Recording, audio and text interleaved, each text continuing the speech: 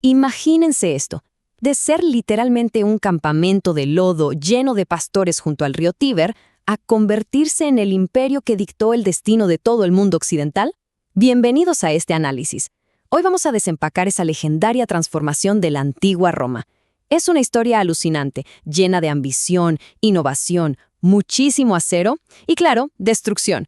Vamos a ver no solo cómo se levantó este gigante imparable, sino también cómo sus propios demonios internos terminaron por hacerlo pedazos. Arrancamos con una frase que lo resume perfecto. Una máquina implacable que devoraría el mundo antiguo. Al principio, absolutamente nadie daba un peso por esta pequeña aldea rodeada de enemigos feroces. Pero esta cita, captura exactamente la magnitud y la sed de conquista inagotable del Estado que estamos a punto de explorar a fondo. De la República al caos, los cimientos de hierro. Bien, para entender realmente la anatomía de esta máquina, tenemos que hablar de cómo rompieron su propio mito fundacional. Después de expulsar a una monarquía que se había vuelto súper tiránica, desarrollaron una alergia total a la idea de tener un rey. Y esa misma repulsión fue lo que detonó la creación de un sistema político rarísimo e innovador para la época: el Senado, inmortalizado en las siglas SPQR. Lo loco es que este deseo de mantener el poder compartido terminó forjando una agresividad militar que no tenía igual. Y aquí hay un contraste brutal. En la República temprana, su gran superpoder no era necesariamente ser los guerreros más letales, sino una capacidad casi sobrenatural para aguantar derrotas masivas y simplemente decir, no nos rendimos, incluso contra genios de la guerra como el mismísimo Aníbal Barca. Pero, irónicamente, ganar tanto fue su propio veneno. Ya en la República tardía, generales súper exitosos como Mario, Sila o Pompeyo empezaron a acumular tanta plata y ejércitos tan leales que se volvieron más ricos que el mismísimo Estado. Básicamente, las instituciones colapsaron bajo el peso de tanto oro y tantas espadas. Toda esta concentración de poder nos lleva a una de las figuras más famosas y polarizantes de la historia, Julio César. El tipo conquista la Galia, se hace inmensamente rico y popular y luego da un paso que lo cambia todo. Desafía directamente al Senado, cruza el río Rubicón soltando eso de que la suerte está echada y desata una guerra civil total. Y bueno, ya sabemos cómo termina. Asesinado en los famosos idus de marzo del año 44 a.C. Un complot de senadores que juraban estar salvando la libertad, cuando en realidad, literalmente, acababan de firmar la sentencia de muerte de su república. El nacimiento del imperio, la paz de los cementerios. Lo más irónico de todo este caos político es que, sin querer, pavimentó el camino exacto para un orden absoluto. Y el cerebro detrás de esto fue Augusto, el hijo adoptivo de Julio César. Al principio nadie lo tomaba en serio, pero resultó ser el operador político más brillante del mundo antiguo. El tipo manipuló a la élite romana de tal manera que concentró todo el poder, convirtiéndose en el primer emperador, pero manteniendo la fachada perfecta de que el Senado seguía mandando y las instituciones estaban intactas. Un genio. Esta jugada maestra vio inicio a la famosísima Pax Romana. Hablamos de 200 años seguidos de estabilidad y crecimiento económico que el Mediterráneo nunca había visto en su vida. Las artes, el comercio, todo explotó a niveles récord. Pero ojo, que esta época dorada venía con una ironía bastante oscura. Para tener esa paz increíble, tuvieron que cambiar aquel sistema dinámico de poder compartido por una dictadura total e incuestionable. Y como nos enseña la historia, el poder absoluto empieza a asfixiarse a sí mismo muy pronto. Y cuando el trono empezó a caer en manos de personajes, digamos, bastante inestables como Calígula o Nerón, el Estado perfeccionó una herramienta de control mental masivo, panem et circenses, o sea, pan y circo.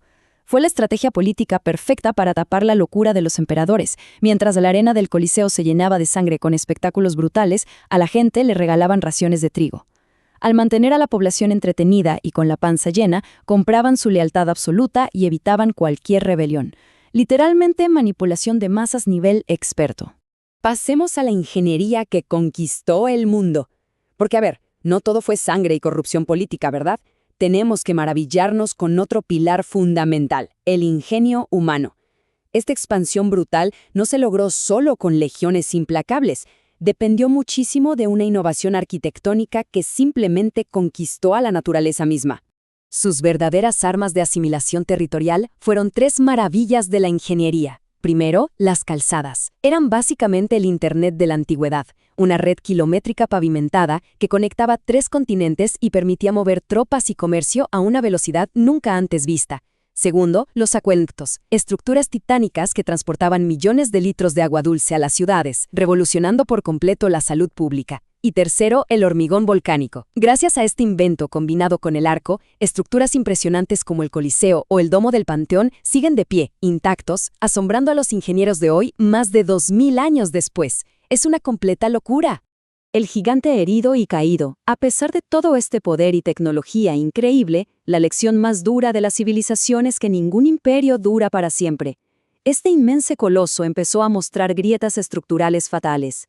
Llegó a un punto inevitable en el que el tamaño mismo de todo el territorio conquistado se convirtió en su peor pesadilla. Era simplemente demasiado inmenso para que un solo gobierno central lo pudiera administrar. Frente a esta inmensidad inmanejable, tomaron una decisión súper drástica. Partieron el Estado en 2 mitades. Por un lado, el Imperio Romano de Occidente, que se quedó aferrado a la histórica pero cada vez más vulnerable ciudad de Roma. Y por el otro, el Imperio Romano de Oriente, creando un centro de poder súper rico y moderno en Constantinopla. Básicamente, el gigante intentaba sobrevivir amputando su propia anatomía política. Pero, seamos sinceros, trazar una línea en el mapa no iba a arreglar las cosas. Se les vino encima una tormenta perfecta. Tuvieron crisis económicas súper severas por culpa de una corrupción que no paraba de devorar recursos. Al mismo tiempo, las tribus bárbaras no dejaban de presionar constantemente las fronteras. Y para rematar, la sociedad tuvo un giro cultural sísmico y súper irónico. Pasaron de perseguir a muerte a los cristianos a adoptar el cristianismo como la única religión oficial bajo el mando de Constantino. La identidad clásica de Roma había desaparecido por completo. Todo este desastre interno y externo nos lleva directo al clímax monumental, el año 476. Ahí es cuando el caudillo germánico Odoacro logró lo que siglos antes hubiera parecido un mal chiste, y quitó del trono al último emperador de Occidente. Y escuchen esta ironía de la vida, ese último líder no era un gran estratega, era apenas un niño que, casualmente, llevaba los nombres de los fundadores de Roma y del Imperio, Rómulo Augustulo. Con su caída, se apagaron oficialmente las luces de Occidente y le abrimos la puerta a la oscura Edad Media. Todo este drama de ascenso desmedido, locura imperial y caída aparatosa nos deja con una pregunta final súper provocadora. Cuando hoy observamos las columnas partidas y las ruinas del Foro Romano en Italia, es inevitable preguntarnos, ¿realmente cayó el Imperio Romano de una forma definitiva? ¿O será que lo que parece su muerte fue en realidad un gigantesco acto de metamorfosis? Y esa es la conclusión más alucinante de todo este análisis. El coloso nunca desapareció. Los cimientos de Roma siguen vivísimos en nuestro día a día. Están latiendo en las palabras que estamos usando en este mismo instante, en idiomas como el español, el francés o el italiano. Forman la columna vertebral de nuestros sistemas legales actuales e incluso dictan la estética de la arquitectura de los parlamentos democráticos de hoy en día. El gigante de hierro no murió, moldeó permanentemente la forma en que todo el mundo occidental piensa, habla y construye. Y con esta poderosa idea en mente, cerramos este recorrido histórico.